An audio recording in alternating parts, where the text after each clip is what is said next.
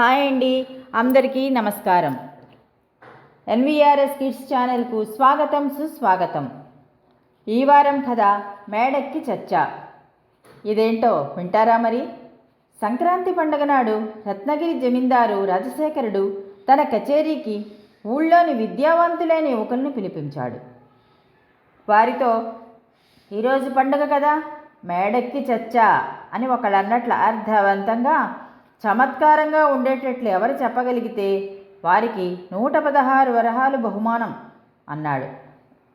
కచేరీలో చాలామంది ఉన్నారు. వారందరూ ఏం చెప్పాలో ఆలోచించసాగారు. ఇంతలో శారదనే యువకుడు తప్ప మిగిలిన వాళ్ళు చెప్పలేమని అన్నారు. సరే చెప్పు అన్నాడు జమీందారు శారదని చూసి. ఒక ఇంట్లో ఒక యువతి కూర్చుని బియ్యం బాగు చేసుకుంటోంది. ఆమె 3 ఏళ్ల కూతురు చేతిలో ఒక జామకాయతో అక్కడికి వచ్చింది. ఎక్కడిదే అది అని ప్రశ్నించింది ఆ యువతి. వచ్చి రాని మాటలతో ఆ పిల్ల మేడెక్కి చచ్చా అని చెప్పింది.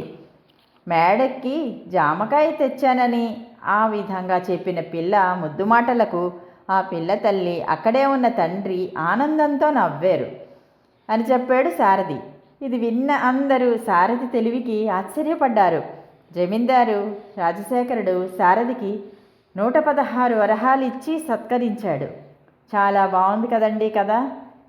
ఈ కథ కానీ మీకు నచ్చినట్లయితే తప్పకుండా లైక్ చేసి, షేర్ చేసి మీ అభిప్రాయాలు కామెంట్ బాక్స్లో తెలియచేయండి.